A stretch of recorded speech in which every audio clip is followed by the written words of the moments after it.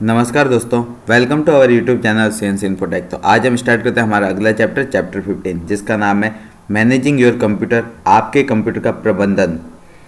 जिसके अंदर हमारा पहला टॉपिक है वो है creating a user login for window. तो सबसे पहले हम जानते हैं कि यूजर अकाउंट बनाने की सुविधा कौन प्रोवाइड करता है। वो एक विंडो का ऑपरेटिंग सिस्टम प्रोवाइड करता है। आप हर उपयोगकर्ता का अलग अलग यूजर बना सकते हो। हर यूजर के अकॉर्डिंग वो अपने सिस्टम को अपने ढंग से यूज कर सकता है, जिसमें उसको ऑथोराइज्ड कुछ चीज़ों की परमिशन दे दी जाती है। जैसे वो फोल्डर बना सकता है, वो चीज़ों को इंस्टॉल कर सकता है, वो प्रोग्राम्स को अनइंस्टॉल कर सकता है। तो ये हर यूज़र के अकॉर्डिंग चेंजेस होते रहते हैं। तो हम बात करते हैं कि यूज़र कितने टाइप के होते हैं। यूज़र दो टाइप के होते हैं। पहला यूज़र होता है वो होता है स्टैंडर्ड यूज़र। सेकंड टाइप का यूज़र होता है वो है एडमिनिस्ट्रेटर यूज़र। एडमिनिस्ट्रेटर यूजर के पास में पूरी अथॉरिटी रहती है कि वह सिस्टम की सेटिंग में चेंजेस करता रहता है। और जो दूसरे टाइप का यूजर था वो है स्टैंडर्ड यूजर। स्टैंडर्ड यूजर जो आपके अपने सामान्य रोज़मर्रा के कार्य करने के लिए उपयोग में लिया जाता है। वो आपके कंप्यूटर पे सॉफ्टवेयर चलाने हो या सॉफ्टवेयर पे कुछ काम करना हो, तो वो सारी चीज़ें एक स्टैंडर्ड यूजर कर सकता है। पर वो एडमिन वो सेटिंग में चेंजेस नहीं कर सकता। तो अब हम बात करते हैं कि कैसे एक यूजर बनाया जाता है और आप कैसे यूजर को डिलीट भी कर सकते हो।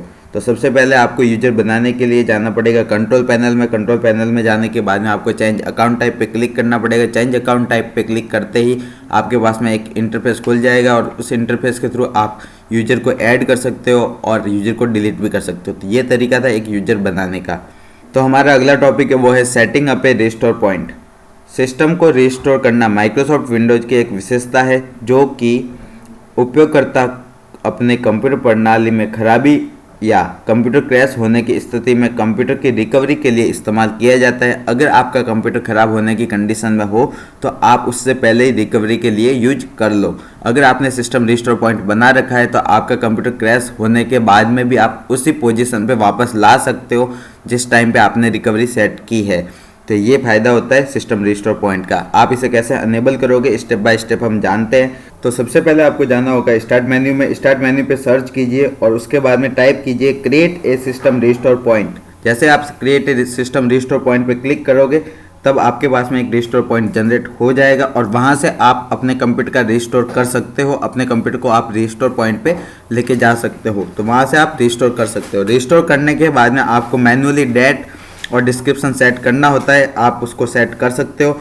तो ये था हमारा प्रोसेस सिस्टम को रिस्टोर करने का। तो अब हम बढ़ते हैं हमारे अगले टॉपिक के पास में। अगला टॉपिक है हमारा इंस्टॉलिंग एंड अनइंस्टॉलिंग ए प्रोग्राम, कि आप एक कंप्यूटर के अंदर सॉफ्टवेयर कैसे इंस्टॉल करोगे और कैसे आप अनइंस्टॉल कर सकते हो। कंप्यूटर के अंदर सॉफ्टवेयर इंस्टॉल करने के लिए आप बहुत सारे अलग अलग माध्यम का चुन सकते हो। जैसे सीडी डीवीडी से आपको अगर कोई प्रोग्राम इंस्टॉल करना है या फिर आपको एक पेन ड्राइव से प्रोग्राम इंस्टॉल करना है तो आप उन माध्यम से इंस्टॉल कर सकते हो। या फिर आप अगर इंटरनेट से कोई सॉफ्टवेयर डाउनलोड करना चाहते हो तो आप हमेशा एक चीज़ का ध्यान रखिएगा कि ट्रस्टेड वेबसाइट से ही आप सॉफ्टवेयर डाउनलोड करिएगा। अब सबसे पहले हम इंस्टॉल करने के लिए एप्लीकेशन पर डबल क्लिक करेंगे। डबल क्लिक करने के बाद में एप्लीकेशन जैसे ओपन हो जाती है उसके बाद में हम उसके आगे का प्रोसेस करेंगे जिससे वो कम्प्लीटली इंस्टॉल हो जाएगी। तो अब हमारा अगला टॉपिक है वो है अनइंस्टॉलिंग प्रोसेस ऑफ ए प्रोग्राम, कि किसी सॉफ्टवेयर को आपको अनइंस्टॉल कैसे किस तरीके से करोगे।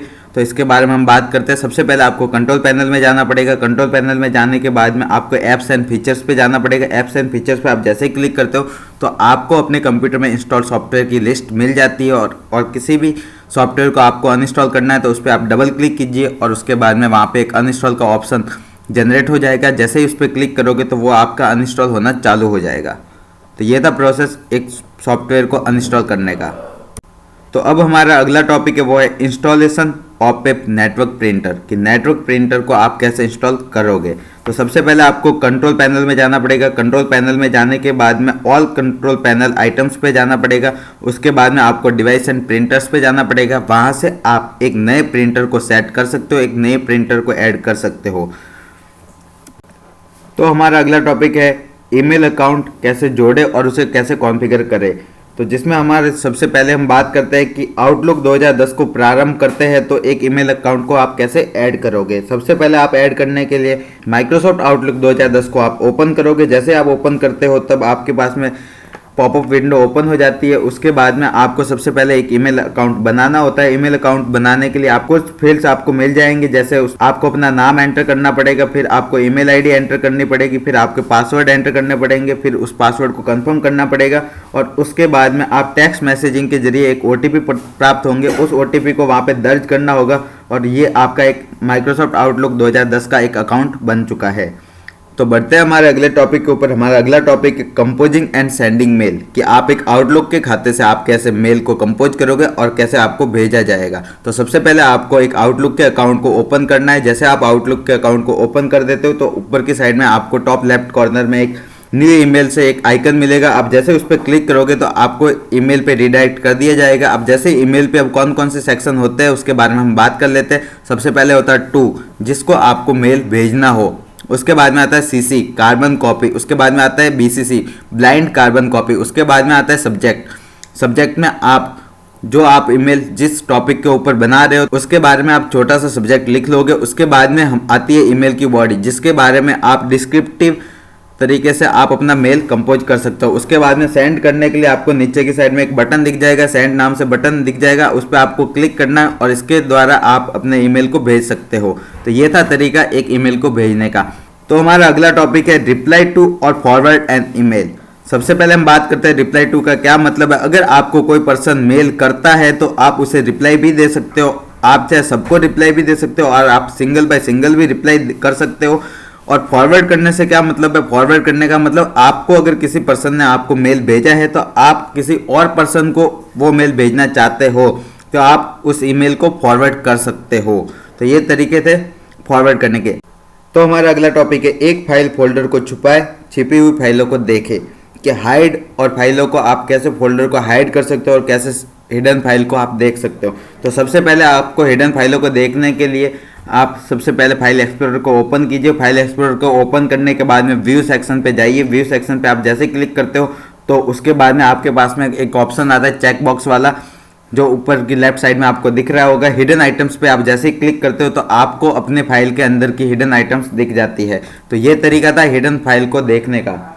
तो बढ़ते हैं हमारे आखिरी टॉपिक के ऊपर। हमारा आखिरी टॉपिक है locking A file and folder with password. तो विंडो 10 में अगर आपको कोई फाइल एंड फोल्डर के ऊपर लॉक लगाना है तो सबसे पहले आपको एक एप्लीकेशन इंस्टॉल करनी पड़ेगी। उस एप्लीकेशन का नाम है ग्रेट सिक्योरिटी ऐप। जैसे आप उस एप्लीकेशन को इंस्टॉल कर देते हो तो उसके बाद में आपको ओपन करनी होगी। उस एप्लीकेशन को ओपन करने के बाद में आपको लॉक फाइल्स पे क्लिक करना पड़ेगा। उसके बाद में आप अपना एक पासवर्ड सेट करोगे। उस पासवर्ड को सेट करने के बाद में आप किसी भी फाइल के ऊपर पासवर्ड लगा सकते हो या किसी फोल्डर के ऊपर पासवर्ड लगा सकते हो।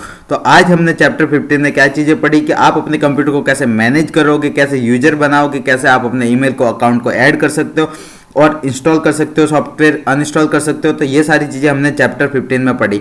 तो अगर आपको ये हमारा वीडियो पसंद आया हो तो आप एक लाइक कीजिए और अगर आपका कोई भी डाउट है तो कमेंट बॉक्स में कमेंट करना भूलें नहीं। CNC इन्फोटेक आपके हमेशा उज्जवल भविष्य की कामना करता है।